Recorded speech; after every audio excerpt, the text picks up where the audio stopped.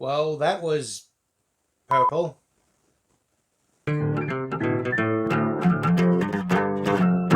The Phantom, released in June of 1996, directed by Simon Windsor with a runtime of 96 minutes. Starring Billy Zane, Christy Swanson, Treat Williams, Catherine Zeta-Jones, and James Remar, and with Kari Hiroyuki Togawa turning up at the very end to make me smile. With a production budget of 45 million, a domestic box office take of 17 million, no recorded foreign take. I'm not sure if that was all lumped together in the domestic take or what that means. Either way, it is a recorded loss of $27 million though. So yeah, it bombed. It's another one of those weird movies where all manner of things went wrong in the background. I looked into that. It turns out that it was in production at one stage and it was written up as a comedy, as a bit of a spoof. It then got shut down because of rising costs and was pretty much cancelled, dead in the water. Then it got picked up again about a year later and they started it all over. The thing is, they used the same script, they used the same screenplay. And it turns out, as one of the former producers said online, their version was a spoof originally. But the new one, with the same script and screenplay, was treated as a serious movie, much more of a contender for a serious action adventure, which doesn't translate well at all and explains some of the ridiculous nature of this film.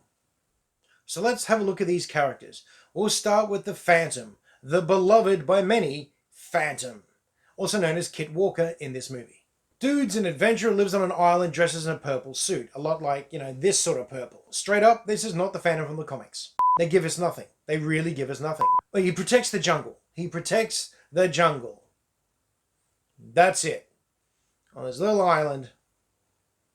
And that's it. He appears to be good at it, I suppose. Kit Walker is a really likable guy. Really cheerful.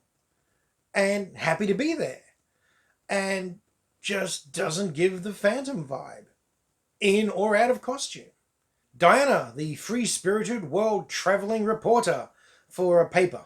Her uncle's paper, I believe. She is another one of these characters that's just there, much like the poster girl for Adventure of the Time, and much like a poster, paper-thin character. Actually just felt like a cutout every now and then. I mean, she does stuff, and she's brave. And, relentless, like a reporter, and a love interest, and she has lines. I don't know what else to say. His ghost dad, he's flippant, witty, pseudo-wise, and infrequent. Also doesn't feel much like the Phantom, even as a Phantom of the Phantom. I'm having a hard time with this one. It's hard. It's hard to describe a bunch of characters that feel about as deep as the pages of the comic book they came from. Well, might as well jump into the villains, because they're much more interesting, to be honest. We'll start with Quill, the main henchman and the first villain you meet in the movie. He's about as well developed as the Phantom is, which is kind of sad for the Phantom, let's face that. He's there, he does very good henchman-y things. And we've got Catherine Zeta-Jones as Sala in one of her much earlier roles. I don't think she got the memo about this being a serious movie, because she is campy plus. She's got a real flair and presentation for it all. She really brings her character to life on the screen. It's just that there's nothing to it. I mean, I enjoyed her character, but at the same time, you just wanted her to stop talking and go away. But Treat Williams as Xander Drax. He's your suitably slimy and corrupt, evil businessman with these goals of, well, global power, I think. Yeah, gaining the ultimate power through occult means. And he's like an evil Tony Stark, if Tony Stark was also a bit of an idiot. His character is insane. His character is so over the top. It's nuts. Even more than Jones. Williams here, he knows this is a comedy. He knows this is ridiculous, and he's fully into the absurdity of it. He is the most absurd character in the movie, and it's the only one that actually works. I don't understand. I don't understand. Characters are going to get a 2.5. I mean, there's just nothing to them. And the main character, I mean, this is the Phantom. And who cares?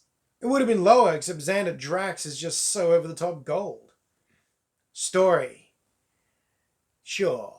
The story begins with the origin of the Phantom and then goes on to explain his role as protector of this one small island in the middle of nowhere. Oh, okay. Calm down. I'm just repeating how the movie makes it look. I know the Phantom does a lot more than that. He's an impressive character. But this movie, that's what I'm talking about, okay? Okay. Goes on to a grave robbery where one of the three magical MacGuffins is stolen, and the Phantom turns up, and there's a phantom-y sort of encounter. The bad guy goes back to New York to deliver the thing. Xander Drax takes said thing, monologues a bit, goes to a party. Now Diana knows Drax to be some sort of scumbag. It's revealed that he's chasing occult artifacts, and so she decides to go back and visit said island in the middle of nowhere to find out what he's up to. I think it's a little hazy, to be honest. It's a bit patchwork. Xander sends guys after her to stop her from finding anything and intercept, which they do in the air, which was kind of cool. A bunch of seaplane raiders come in, firing the machine guns and forcing the ship to land. Diane is kidnapped and held for ransom, or something like that. She's held. She's kidnapped and held. Phantom finds out about it, revealing that he knows the girl, runs off to save the day, does so in some fairly slapstick Indiana Jones sort of stuff. They race back to Skull Mountain, Skull Fortress, Skull Cave, Cave of Skull, Skull B&B. Anyway, they get back there after being chased by some bad guys and things like that. Oh, and some airborne idiocy. Oh, that sequence. I'll get to that. Yes, they discuss the plot in the cave. They'll have a little chat about it and decide that Diana needs to go back. She's not happy, but she does what she's told.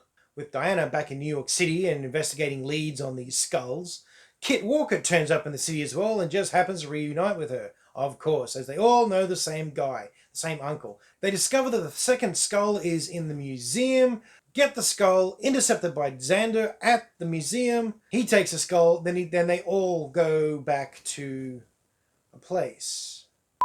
I honestly can't remember where they go from there. Oh yeah, hang on. They went back to his. He went back. They went back to his penthouse apartment, and they figure out the location of the third skull through very badly done mystical means. I think my memory is trying to purge this movie for me. So Xander, Sala, and Quill take Diana, jump in a seaplane, and go shooting off the Bermuda Triangle. The Phantom catches them at the dock and jumps onto one of the pontoons of the seaplane they use and hitches a ride all the way from New York to Bermuda and jumps off as they get to their destination so he can sneak in behind them. One way or another, they end up in the hidden secret pirate base and they deal with these pirates. There's a third skull and there's a big fight about the third skull, and then there's more fighting. Sala has a change of heart, ends up helping Diana. They both get shunted out. The Phantom gets into an incredibly anticlimactic punch-on with Xander, and that's it. Honestly, the story is a bit of a mess, and it's fairly uninspiring to watch. You don't really care how it unfolds by the end.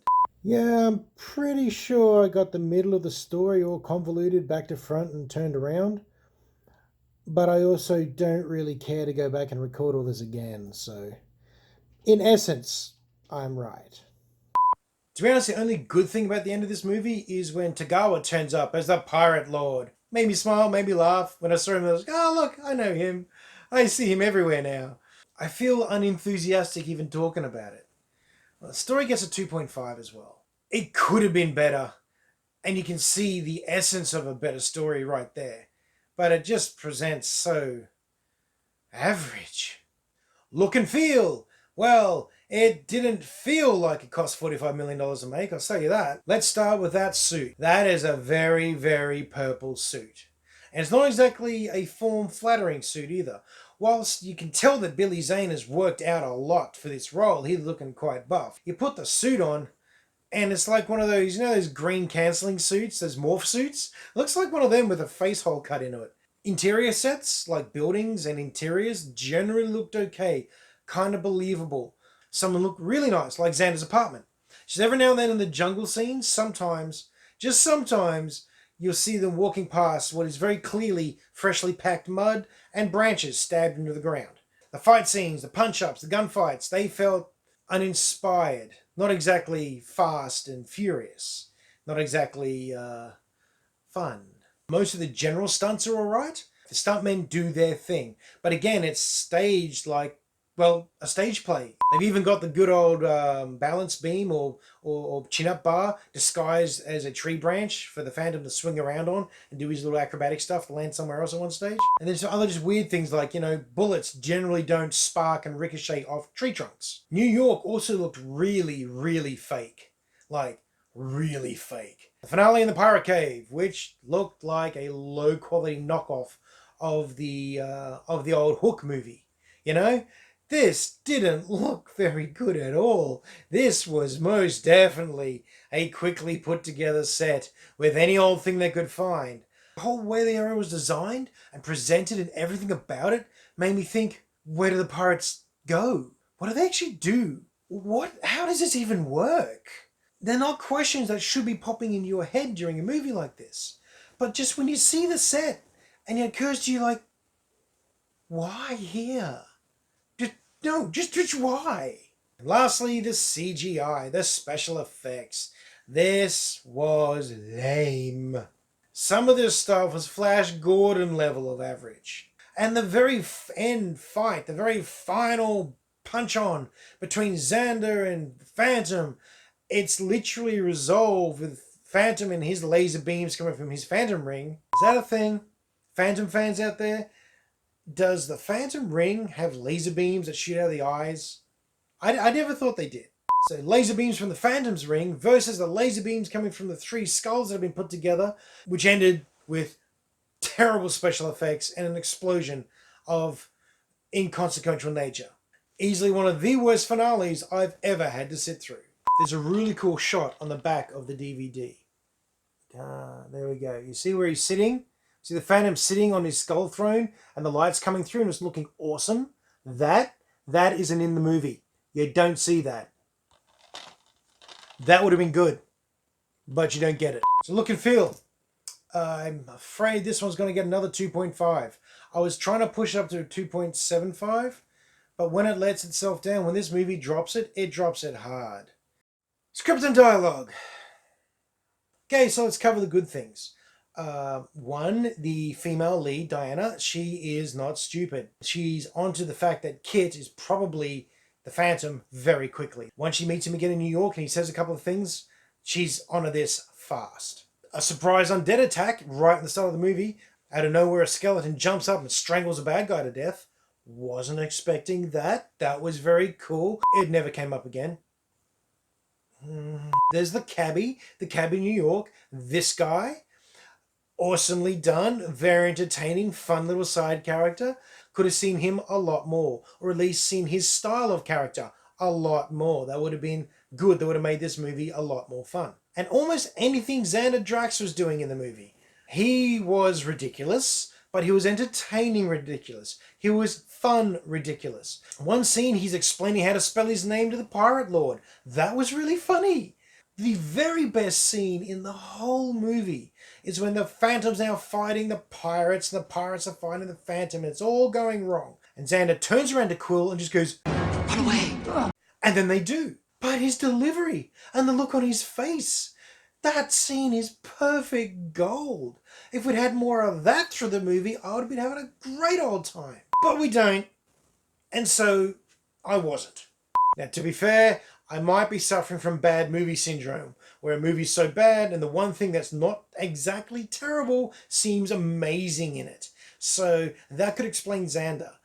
But you know what? It was appreciated anyway. And I will admit there was occasionally some witty lines from the Phantom, once or twice, just kind of casual banter between the actors.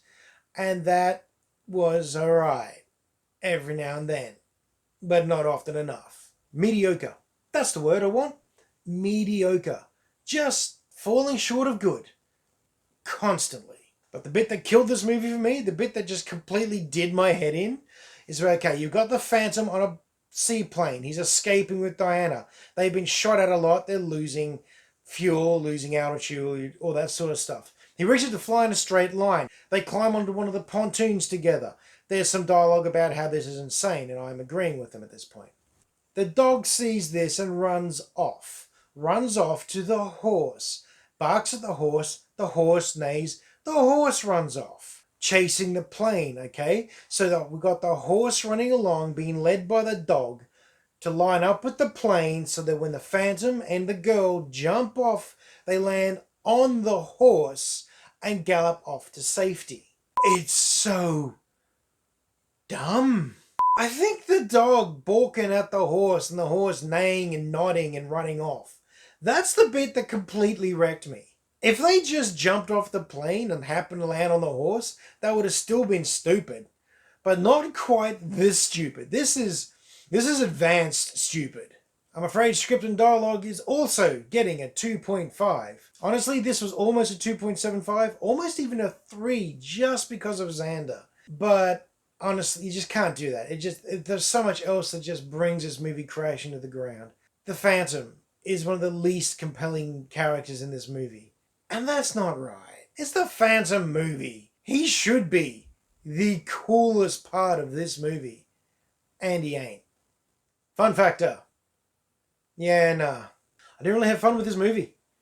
I didn't even really watch it. I just observed it. I was never in the movie. I was never involved with the characters. I was never bought in by the story. And I don't really want to spend much more time talking about it, to be honest. Fun factor, 2.5. Go away. Final score. Well, we add all them up and we get ourselves a 12.5. Congratulations, Phantom. You are my standard for a bad movie. I'm sure some of you are thinking, man, you've given better scores to much worse movies than this. And that's possibly true. But those worse movies have entertained me more. Those worst movies have done more. They haven't taken a beloved property like The Phantom and butchered it. It just was a waste of time. This movie wasted my time. Would I recommend it? No. I'd recommend not to watch it, to be honest. I'd recommend avoiding this movie. Unless you're having a bad movie night with friends. At which point, oh yes, I definitely recommend this one, if that's what your motivation is. So that's my review of The Phantom. Look, any Phantom fans out there, please let me know. Am I right in assuming that this is absolutely not the character from the comics? I mean, I've only read a couple of the comics, like maybe 30 or 40 of them, and I did not see what I read on screen at all. Please like and subscribe, share my review around, and as always, I hope that you're having a great week and that you find some time to go and watch a movie.